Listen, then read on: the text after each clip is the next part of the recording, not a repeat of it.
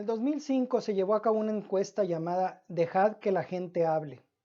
Fue organizada por el Concilio de Investigación Ecuménica y en el cual se entrevistaron a más de 14,000 personas que solían asistir a la iglesia, pero que ya no lo hacen o que lo hacen con menos regularidad. Solamente 5 respuestas se le dieron como opción a la pregunta ¿por qué ya no vienes a la iglesia? Una de ellas fue porque hay demasiado lovey-dovey, demasiado love talk, demasiada hablar acerca del amor de Dios. Sorprendentemente fue la respuesta que obtuvo el mayor número de votos de los entrevistados. Algunas de estas personas dijeron, si Dios me ama tal como soy, ¿para qué ir a la iglesia? Otros dijeron, si Dios es santo y justo, ¿por qué nunca me hablan acerca de ese Dios en la iglesia? Y introduzco el tema de esta manera porque esas respuestas sorprendentes no son casualidad. Cuando nuestras iglesias se encuentran en declive y llenas de cabecitas blancas, ese es el resultado directo de una cristiandad que se ha claudicado y ha titubeado al establecer estándares mucho más bajos que los de Cristo y ya no ejercer disciplina. Por lo tanto, no es de sorprenderse que las personas dejen nuestras iglesias en manada. Pero ¿cómo es que debemos predicar a este Dios justo? ¿O cómo es que este Dios justo nos salva? Para hablar en materia acerca de este tema en esta clase. ¿Cómo es que Dios nos perdona? ¿Acaso será que Dios quiere que hagas el mayor número de cosas buenas posibles y que Él se va a encargar de perdonar aquellas que no puedas lograr? ¿Será así como Dios nos perdona? No. La justicia de Dios en la religión cristiana es diferente a la justicia en cualquier otra religión. Es diferente en 2 formas. Número 1, en grado y número 2, en tipo o en género. Tomemos la primera, en grado. ¿Cuál es la calificación de aprobación que Dios demanda de ti? ¿Será que en el día del juicio va a haber un par de balanzas delante del trono de Dios en la cual vamos a encontrar nuestras buenas y nuestras malas obras en contrapeso? Porque si es así, el estándar de paso de Dios para aprobar es de 60%, es más de 51%. Así es como el Islam opera. Ese no es el cristianismo. El Islam enseña que si cuando llegues delante del trono de Dios tus buenas obras pesaron más que tus malas obras, vas a ir al cielo, y si tus malas obras son de mayor peso, ya sabes qué es lo que te va a pasar.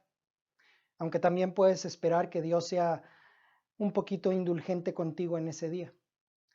Pero la realidad es que en la Biblia el estándar de Dios es mucho más alto que cualquier cosa que encuentres en el Corán o en la Holy Vidas o en cualquier otro libro religioso. El estándar de aprobación de Dios en el cristianismo es 100%. Tan bueno como Dios es bueno, tan santo como Dios es santo, tan perfecto como Dios es perfecto, tan justo como Dios es justo. Y el problema con esto es que Dios no nos va a escoger, no nos va a juzgar solamente por nuestros actos, sino por nuestras palabras, por nuestros pensamientos y por nuestros sentimientos. ¿Alguna vez han escuchado el Sermón del Monte o lo han leído? Si ustedes son capaces de leer el Sermón del Monte y decir, palomita, he hecho todo eso, no se atreverían. Ningún otro maestro en la historia de la humanidad ha elevado un estándar tan alto de justicia y santidad como Jesucristo. Incluso por cada palabra ociosa que salga de tus labios, vas a ser juzgado en el día del juicio, dijo Jesucristo. Es como si Él tuviera una grabación enorme de nuestras vidas que se vaya a ser tocada en frente de una gran multitud en aquel día. Y no creo que haya nadie en este lugar que encuentre esas noticias alentadoras. Y no solamente Jesús habló de las palabras ociosas, también habló del adulterio. Y no solamente del adulterio físico, sino del adulterio mental. Y no solamente del adulterio mental, sino que incluyó en el adulterio legalizado. ¿Saben cuál es el adulterio legalizado? Las segundas nupcias después del divorcio. Para Jesús son motivo para acabar en el infierno, de acuerdo a la enseñanza del Nuevo Testamento. Pero ya casi no encuentro predicadores que estén dispuestos a hablar esa verdad el día de hoy. Jesús no solamente incluyó el acto de asesinato, sino el despreciar a una persona al grado de llamarle por un insulto. Porque eso, dijo Jesús, te convierte en un asesino en principio. Y Jesús no estableció cláusulas, no permitió desacatos como Moisés lo hizo. El estándar de Jesús es la perfección. Y para muchos de nosotros, cuando lleguemos al día del juicio, nos vamos a encontrar, para nuestra sorpresa, plenamente conscientes y delante de un juez que va a tener un archivo completo de todas nuestras vidas en sus manos. Es por eso que Jesús insistió en un estándar de justicia que excediera el de los más altos estándares de la vida judía, que era el de los fariseos. Ninguna otra religión, ningún otro maestro religioso ha establecido un estándar tan alto como el de Jesús. Entonces, ¿cómo es que la gente le saca la vuelta a la enseñanza de Jesús para adaptarse a la cultura moderna el día de hoy? Pues dicen que Jesús predicó ideales. Pero escuchen, la palabra ideal viene de la filosofía griega. Un ideal da la impresión de ser un objetivo al cual tratas de llegar, pero que no es razonable alcanzar. Simplemente con decir no vivimos en un mundo ideal es suficiente para claudicar el objetivo. Pero Jesús no nos estaba dando ideales, nos estaba dando estándares. Y el problema es que esos estándares son más altos que el mayor estándar que había en la vida judía. Los fariseos realmente eran un ejemplo de santidad desde el punto de vista natural. Daban ofrendas de todos los diezmos, de todo lo que ganaban, ayunaban 2 veces por semana y le decían, Señor, gracias porque no soy como otros hombres. No les daba vergüenza orar en las esquinas de las calles, pero aún así no alcanzaban el estándar divino. Me recuerdo de una ilustración de 3 personas que me contaron cuando era niño. Estas 3 personas estaban pescando en un acantilado y sin darse cuenta una corriente de agua los dejó atrapados en una especie de isla y se creó un río torrentado de los 2 lados de esa isla. Y había piedras muy cerca de ese lugar, entonces se podían ser arrastrados por la corriente y morir. El primer hombre dijo, hay que salir de esta isla antes de que se destruya también y nos matemos aquí. Así que dijo, voy a saltar. Hizo su mejor esfuerzo, saltó lo más lejos que pudo, pero desgraciadamente no llegó a la orilla y la corriente lo arrastró. Se estrelló contra las piedras, quedó inconsciente y murió. Consternado, el segundo hombre dijo, yo tampoco me puedo esperar aquí a que nos matemos. Voy a hacer mi mejor esfuerzo. Y este hombre era más joven, era más bajo de peso, hizo un gran esfuerzo y quedó a tan solo 50 centímetros de la orilla. Pero desgraciadamente la corriente también lo arrastró y lo ahogó. Pero el tercer hombre era un atleta. Realmente podía lograrlo. Hizo el mejor esfuerzo, dio un gran salto y quedó a 2 centímetros de la orilla. Pero él también murió. A eso se refiere la Escritura cuando dice que todos han pecado y han quedado destituidos de la gloria de Dios. No importa que hayas quedado destituido por 2 centímetros o por 2 metros. El resultado final es el mismo, la muerte. El problema es que constantemente nos estamos comparando con otra gente. Y por supuesto, si escogemos el estándar de comparación apropiado, vamos a resultar aprobados. Pero debemos compararnos a nosotros mismos con Jesús.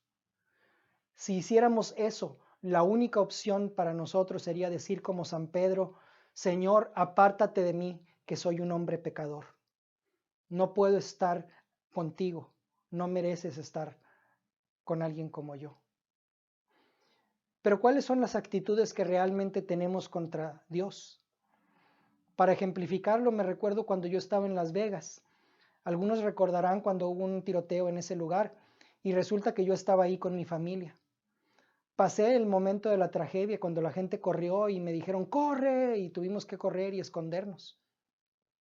Lo sorprendente fue que me quedé en Las Vegas un mes después del incidente. Y en las iglesias se hicieron manifestaciones, pusieron cruces en las calles, hubo desfiles, etc. Pero muchas de esas personas que perdieron seres queridos se quedaron con un espíritu de resentimiento, como diciendo, Dios se tiene que disculpar conmigo. ¿Por qué? ¿Por qué Dios permitió que sucediera esto conmigo o con mis seres queridos? Como si fuéramos seres inocentes y gente buena. Y un Dios bueno no debería permitir que nada malo le pasara a semejantes personas inocentes. Pero no es así.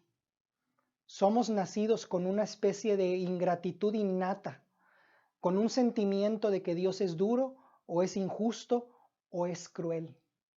La realidad es que no somos seres inocentes que merecen salud y seguridad. Somos pecadores que merecen destrucción. Frecuentemente me critican por decir esto, pero en la tragedia del 9/11, en las Torres Gemelas, las personas que perecieron en esa terrible catástrofe lo merecían. Y lo digo con base en la Escritura, porque cuando ocurrió una catástrofe similar en los tiempos de Jesús, en la catástrofe de la Torre de Siloam, Jesús dijo: aquellos que murieron no eran peores que ustedes, pero tampoco eran mejores. Y a menos de que ustedes se arrepientan, ustedes también perecerán. Nosotros no merecemos vivir, merecemos morir.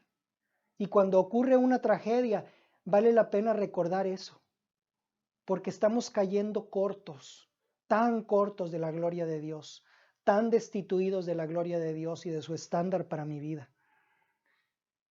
Y esto nos hace enfrentarnos contra un problema gigantesco. ¿Qué hacemos con nuestros errores? ¿Olvidarlos? Quizá lo puedas lograr y los puedas enterrar en tu subconsciente, pero un día Dios los va a traer a la luz. Y Jesús dijo que todo aquello que se murmura en secreto en las habitaciones va a ser gritado sobre las azoteas.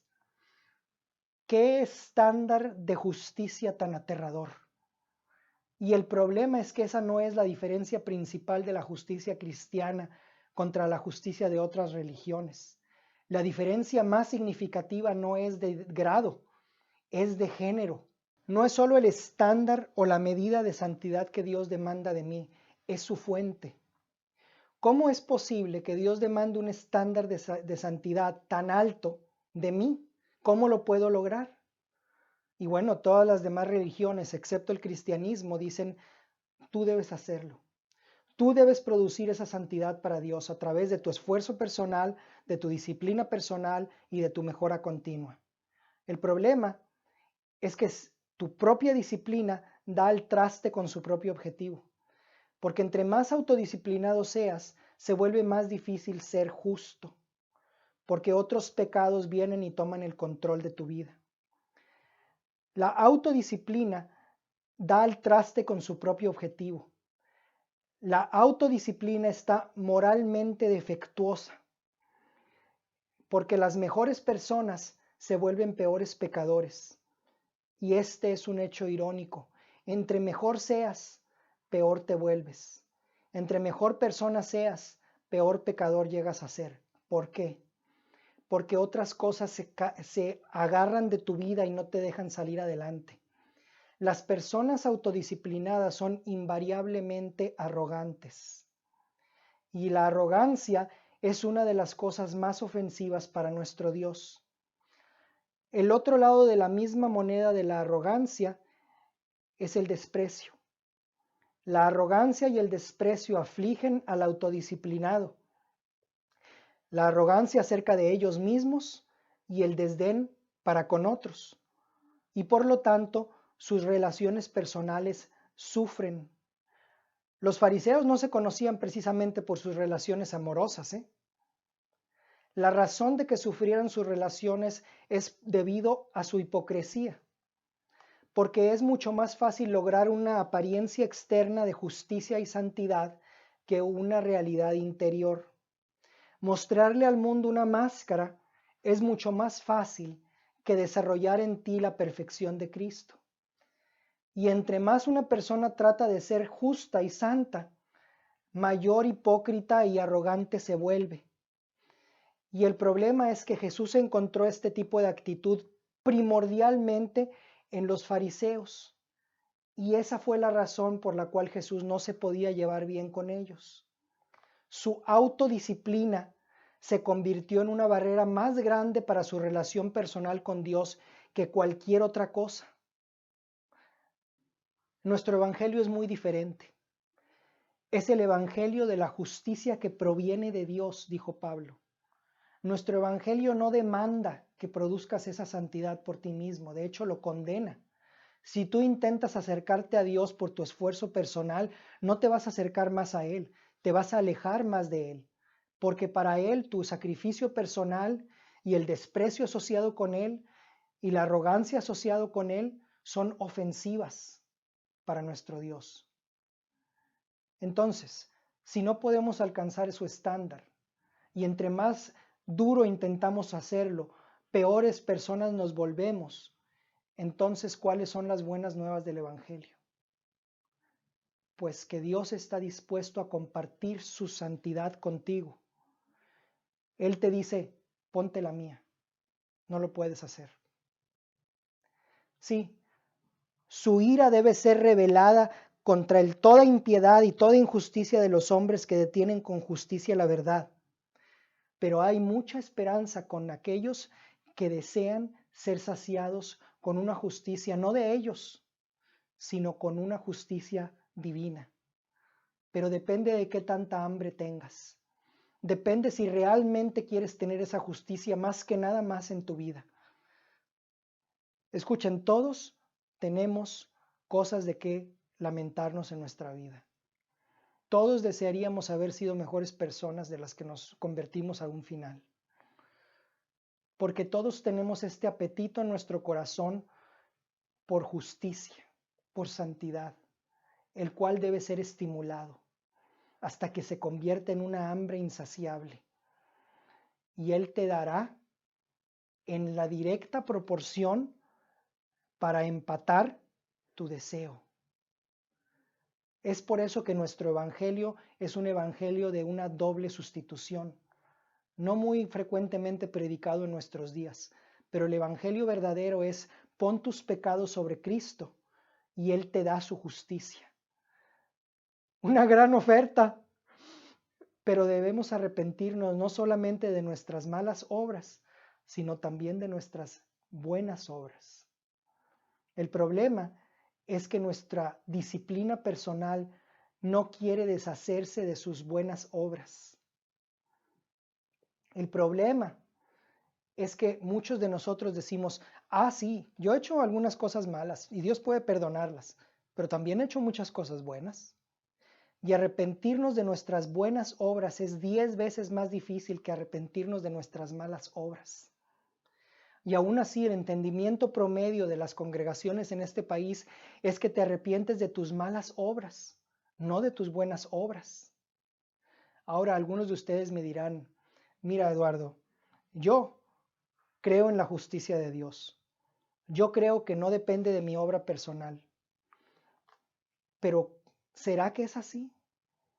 Porque yo me he encontrado a mí mismo diciendo con mis labios que creo esa realidad, cuando en realidad si escarbas un poquito en tu vida quizás sea diferente.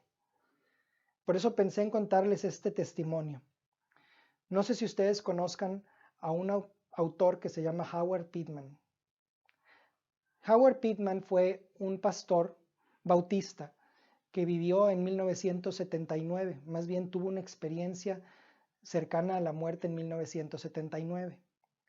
Él fue un pastor en Alabama por más de 35 años y tenía una esposa y sus hijos y recibían huérfanos. Llegaron a tener 32 huérfanos y también tenía un ministerio muy activo en prisión.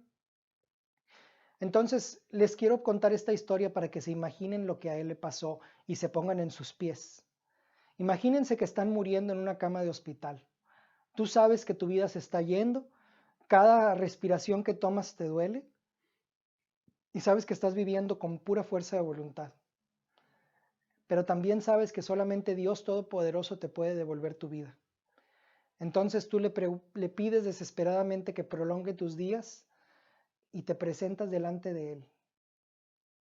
Y Dios te dice, esta es tu oportunidad de abogar tu caso. ¿Qué le dirías?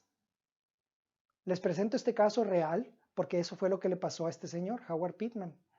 Y tiene una implicación directa con la conversación que acabamos de tener acerca de la justicia personal. Porque las palabras que salgan de tu boca en ese momento van a revelar lo que realmente piensas acerca de Dios. Y lo que realmente piensas acerca de Dios es el asunto más importante de tu vida. Así que estás ahí, delante de su poder, delante de su hermosura y delante de su majestad. ¿Será que Dios te va a prestar atención? ¿O será que se va a molestar por tu petición de darle más tiempo a tu vida? ¿Cómo es que como realmente piensas la actitud de Dios hacia ti? ¿Cómo la imaginas? ¿Vas a llegar confiadamente ante su trono de gracia? Porque eso fue lo que hizo Howard Pittman. Incidentalmente comenzó su discurso ante Dios diciendo: Señor, he vivido para ti.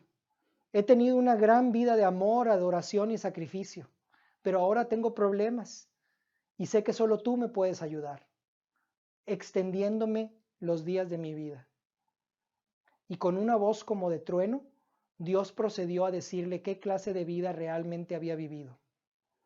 Y Dios le dijo a Howard Pittman: tu fe está muerta, tus obras no son aceptables, has trabajado en vano, tu vida es una abominación porque la has vivido para ti mismo. Lo que tú llamas una vida de adoración, la viviste solamente para satisfacer tu propia conciencia y tus propias necesidades. Y una vez que satisfaciste tus propias necesidades, te preocupó hacer mi voluntad, dijo el Señor. Te llegaste a convertir en tu propio Dios falso. Y aún ahora que estás parado delante mío, tú estás elaborando tu petición en términos de tu trabajo con motivos egoístas y personales, no con motivos de terminar un trabajo para mí. Entonces Howard Pittman escribe en ese libro, es un libro de 50 páginas, se llama Placebo, para los que lo quieran buscar. Y dice Howard Pittman: no hay palabras para describir el dolor que sentí cuando sentí que la ira de Dios estaba sobre mí por decirle que mi vida había sido una vida de servicio. Y en ese momento me di cuenta realmente de cuán indiferente había sido a las cosas de Dios en mi vida. Qué tan cómodo había sido al vivir y qué indispuesto al cambio estaba, y esperando a pesar de ello heredar el reino de Dios cuando muriera. Por esta razón, Dios le dijo: tu vida fue desperdiciada, tus obras no son gratas y tu vida no ha contado para nada delante mío. Mi vida había fallado e incluso ahora que estoy pidiendo una extensión de ella, lo hago con base en mi autodisciplina. Para terminar la historia, Howard Pittman también cuenta que intentó una segunda ocasión decirle a Dios con otra estrategia. Howard le dijo a Dios: Dios, yo soy como Ezequías. Algunos de ustedes recordarán al rey Ezequías, que era el rey de Israel cuando estaba el profeta Isaías y se enfermó y iba a morir, y el profeta Isaías le dijo: vas a morir, pero él le pidió una extensión a Dios de su vida y Dios se la concedió. Por eso es que Howard Pittman menciona al rey Ezequías. Howard Pittman era pastor y conocía su Biblia. Y le dijo: soy como Ezequías, soy un hombre con buenas intenciones en su corazón, pero he batallado para traducir mis buenas intenciones en mi forma de vivir cotidiana. Y dice que Dios lo escuchó con mucha paciencia a todas las propuestas que él le hizo, a todas las justificaciones que le dio, así como un niño, como un padre escucha a un niño que le razona y le dice cuáles son las razones por las cuales es seguro jugar fútbol en la calle, en una calle de alto tráfico.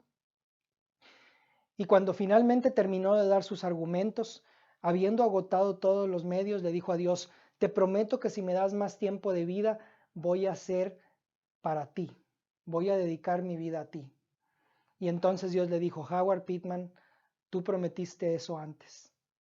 Y ahí estaba Howard, con todas las promesas que hizo delante de un Dios santísimo, delante de él, y mostrándole en las imágenes de su vida las veces en cada una de las ocasiones en las que había roto esas promesas.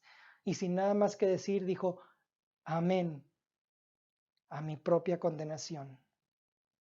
No, Señor, ¿por qué hiciste esto? ¿Cómo permitiste que sufriera? ¿Por qué por qué terminaste mi vida antes de tiempo? No, es amén, porque merezco ser condenado. Y cuando estemos delante del trono de Dios, todos nosotros vamos a llegar a la misma conclusión, a menos que tengamos la bata de justicia sobre nuestros hombros. Porque lo que tú piensas en ese día como creyente acerca de Dios va a ser lo más importante, acerca de tu vida, lo que Él piense de ti, perdón, ese día que llegues delante de Dios va a ser lo más importante acerca de tu vida. Hoy puedes llegar a esta clase con muchas preocupaciones, puedes llegar a esta iglesia con una gran cantidad de sueños y de ambiciones, pero te prometo una cosa, en aquel día cuando estés delante de tu juez y Él tenga una cuenta de tu vida en su mano, la única cosa que te va a importar es lo que está en la mente de Dios Padre. Y les digo una cosa más, ese es por el lado negativo. Por el lado positivo, en el día final, cuando ya no haya necesidad de milagros, cuando ya cesen todas las profecías y cuando lo único que queda en el universo es Jesucristo, lo único que va a tener un valor infinito para nuestras vidas por toda la eternidad son las cosas que estén atesoradas en el corazón de ese hombre, Jesucristo. Los pensamientos que Él tenga para ti, sobre ti y sobre la forma en la que lo amaste, van a ser el único tesoro que valga la pena conservar por el resto de la eternidad. Entonces, no les cuento la historia de Howard Pittman para traumarlos, sino porque quiero llegar a la pregunta, ¿cómo ves realmente tu propia vida? Porque vivir una vida respetable, decente, es una de las cosas más difíciles de las cuales nos tenemos que arrepentir. Como les dije anteriormente, P.T. Forsyth, un predicador del siglo XIX, dijo, nuestras iglesias están repletas de la gente más amigable y más calurosa, que nunca han conocido la desesperación de la culpa o la maravilla electrizante del perdón. Porque nosotros, para vivir una vida sin remordimientos y sin resentimientos, la clave no es tener una riqueza de experiencia mayor, es amar más. Cuando estés delante del trono de Dios, la pregunta que te va a hacer no fue qué ministerio tuviste o cuánto lograste hacer, sino ¿aprendiste a amar? Esa va a ser la pregunta delante de Dios. Ahora, el hombre que tuvo que lidiar con hacer una vida perfecta en sus propias fuerzas y casi lograrlo, fue Pablo, supremamente. Fariseo de los fariseos, con referente a la ley intocable, una buena persona. Era un fariseo de los fariseos que había logrado un alto nivel de justicia personal, un nivel sobresaliente de autodisciplina. Y claro, seguramente él podía llegar delante de Dios y decir, mira Dios, he hecho tanto pude, te encargo de que perdones aquello que no pude hacer. Pero no hizo eso. En lugar de eso, utilizó una palabra cruda en el lenguaje griego para excremento humano. Y el equivalente más cercano en la lengua española es, perdónenme, mierda. Considero mi justicia personal y mis buenas obras mierda. Como un niño que sostiene una vacinica y le muestra a su papá, mira lo que hice para ti. Así es como se sienten para Dios nuestras buenas obras. Y no está hablando Pablo de sus fallos, de sus errores, está hablando de su bondad, está hablando de su autodisciplina. Así es como Dios la ve desde el cielo. Isaías es igualmente crudo. Dice que nuestras justicias personales son como un trapo menstrual usado, no algo que te gustaría mostrarle a las visitas cuando vienen a tu casa. Así es como nuestra justicia personal y nuestra autodisciplina se sienten para Dios. Es por eso que es mucho más fácil predicarle el evangelio a gente mala que a gente buena. Porque es tu vecino que es agradable, tu vecino que es súper bueno en Estados Unidos, que es la piedra más difícil de romper para el evangelio de Jesucristo. Porque hemos inoculado a nuestros vecinos con suficiente cristiandad para que se sientan aceptados en la iglesia y amados por Dios. Y esa es la razón por la cual es más fácil predicarle el evangelio a los criminales que están en prisiones de máxima seguridad que a tu vecino amable que vive a la par tuya. Porque los criminales saben que son malos, no saben cómo lograr su justicia personal porque no tienen ni siquiera la fuerza de voluntad para lograrlo. Por eso reciben el evangelio con brazos abiertos, porque no tienen ninguna autodisciplina de la cual arrepentirse. Saben que son malos y saben que van al infierno. Por eso las buenas nuevas de que un Dios tiene una justicia disponible para ellos son las mejores noticias que han escuchado en todas sus vidas. Esa es la razón por la cual Jesús encontró que las prostitutas y los publicanos eran más fáciles de llegar al reino que esos fariseos autodisciplinados que sinceramente estaban pensando que estaban agradando a Dios con sus vidas. Romanos 10 lleva esta situación a su conclusión lógica. Los judíos habían construido una barrera más alta con su propio Dios debido a sus propias obras de caridad, debido a su autodisciplina, debido a su esfuerzo en conservar y cumplir su propia Torah, ser buenos. Y a pesar de eso, el entendimiento promedio de los americanos en este país, de las personas en este país, es que te arrepientes de tus malas obras y que el cristianismo es hacer buenas obras, ser amable con la abuela y darle de comer al perro. Y es por eso que muchas personas que están fuera de la iglesia pueden decir, no, yo puedo ser tan buen cristiano como cualquiera que va a la iglesia, cuando en realidad quieren decir, puedo ser tan buena persona. Es por eso que estás en un peligro moral más grande si vives una vida autodisciplinada que si vives una vida abierta en pecado. Pero quiero llevar este concepto un poquito más adelante porque los teólogos tienen sus debates acerca de la justicia de Dios. Y si no tenemos cuidado podemos acabar predicando un evangelio a medias. Los teólogos se preguntan, ¿es la justicia de Dios algo imputado hacia mí o algo impartido hacia mí? Algo imputado para mí es algo acreditado a mi favor. Cuando yo soy justificado, es decir, perdonado, yo sé que estoy en los libros de crédito de Dios. Estoy vestido con su justicia. Ahora Dios me ve a mí y no me ve a mí, ve a mi persona en Cristo. Y mis pecados están escondidos detrás de la justicia de Dios. Pero el simple hecho es que puedes recibir la justicia imputada de Dios y seguir viviendo la vida anterior. No, Dios no se paró ahí. Él solamente imputó su justicia con el fin de impartirla. Su justificación fue dada con el propósito de santificar. Su justificación es solamente el comienzo, para ponerte en una relación correcta con Él y crear el contexto necesario para que te pueda volver perfecto. Porque si tú solamente haces buenas obras en tus propias fuerzas, la gente te va a dar la gloria a ti. Van a decir, sí, buena persona.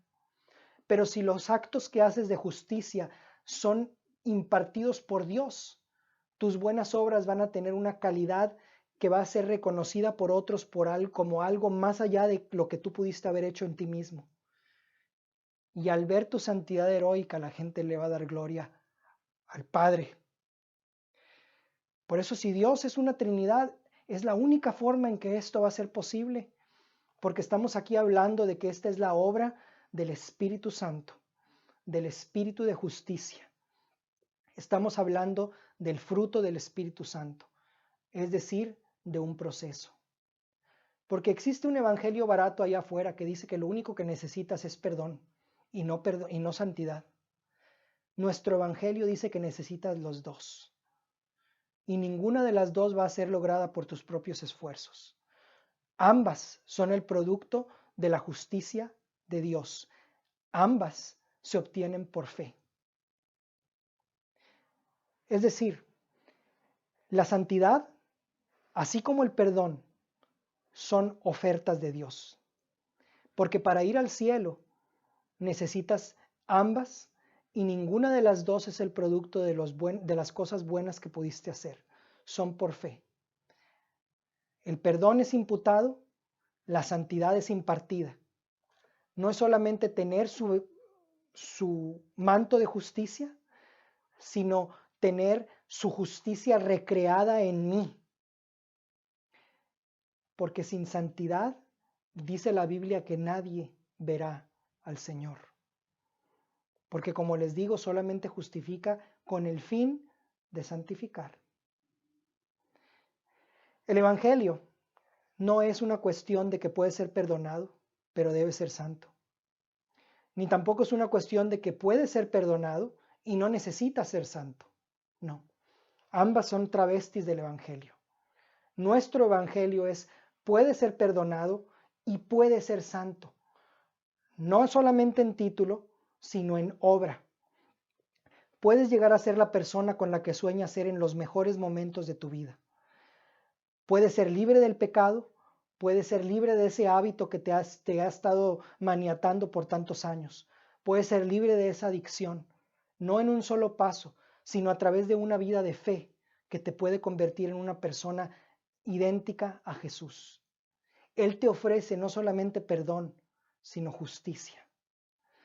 No solamente justificación, sino santificación por fe. Nosotros hemos aceptado como algo normal el pecado y a lo más nos irrita, pero no nos repele. Así que naturalmente tendemos a huir de Dios cuando pecamos en nuestras debilidades, en lugar de correr hacia Dios. Porque Él no puede salvarnos de nuestros propios pecados a menos de que nosotros estemos dispuestos a entregárselos. Desgraciadamente nosotros sabemos que no podemos alcanzar su estándar, pero su resurrección hace que sea posible alcanzar ese estándar. A través de la resurrección, el Nuevo Testamento dice que si algún hombre creyere, es nueva criatura en él, en mí. Por cuanto todas las cosas pasaron, he aquí, todas las cosas son hechas nuevas. Y en el Evangelio también dice en el libro de Judas que Él es capaz de presentarnos sin mancha delante de su trono de gracia con gran gozo. Ese gozo es precisamente el gozo que convierte nuestra doctrina en realidad. El problema es que hemos convertido nuestra complacencia en doctrina. Hemos llegado a decir que un cristiano es solamente alguien que acepta aquí mentalmente que Cristo murió por él, pero que no hace nada. Una persona que solamente acepta ciertas versiones de la fe, ciertos pronunciamientos acerca de Dios, y con eso dicen, aquí está tu boleto al cielo. Pero eso no fue el evangelio que predicaron los apóstoles y Jesucristo. Ese tipo de razonamiento por deducción de que la fe es solamente algo mental, viene del siglo XIX, como les dije, de los avivamientos en Estados Unidos. Porque en mi evangelio, la palabra salvación está en los 3 tiempos. Y desgraciadamente tendemos a enfatizar el tiempo pasado. Fui salvo hace 20 años, cuando en realidad estamos en el proceso. Comencé a ser salvo hace 20 años. Hemos tendido a convertir la justificación en el entendimiento básico de la salvación, haciéndola no solamente el principio, sino la parte media y el final de la salvación, cuando en realidad hemos convertido a la salvación en una deducción mental con una actitud pasiva, en lugar de convertirla en la acción activa que debería ser. Y el Nuevo Testamento define el arrepentimiento y la fe en términos de acciones, en términos de obras, no obras de la ley, porque cada vez que Pablo habla de obras de la ley. Cuando en el libro de Santiago dice que tu fe sin obras está muerta, el significado es que tu fe sin acciones está muerta. Si no tienes acciones que verifiquen tu fe, es como si no creyeras. Tu fe es igual de útil que un muerto y también igual de fría e igual de dura. El problema es que hoy deseamos un evangelio terapéutico. Preferimos la consejería al lugar de la predicación, por ejemplo. Pero Jesús no vino a liberarnos de nuestras jaquecas, no vino a sanar nuestros dolores naturales. No, Jesús vino a crear un universo y una tierra nueva, un cielo nuevo. Hay que ver el evangelio grande de nuestro Dios. Dios se ha decidido deshacer de este mundo y como resultado, Él intenta recrear un nuevo universo. Y para comenzar ese nuevo universo, esa nueva tierra y ese cielo nuevo, al cual Dios mismo va a venir a vivir, ha comenzado creando gente nueva, La primera vez que creó el cielo y la tierra, puso primero el cielo y la tierra y luego la gente. Y miren en lo que lo hemos convertido. Pero en la nueva creación va a haber gente que no va a contaminar su cielo y su tierra nueva. ¿Cuál creen ustedes que va a ser la principal característica de ese cielo nuevo y de esa tierra nueva? Bueno, si Dios fuera solamente amor y todo el mundo va a vivir en amor, entonces el cielo va a ser un lugar lleno de amor y va a ser todo. Pero escuchen, el Nuevo Testamento nunca menciona el amor en conexión con el cielo.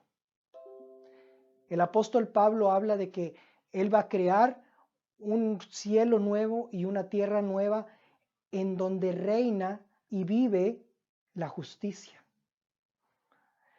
La justicia expresada en actos justos de toda la gente que vive ahí va a ser la característica principal de esa sociedad.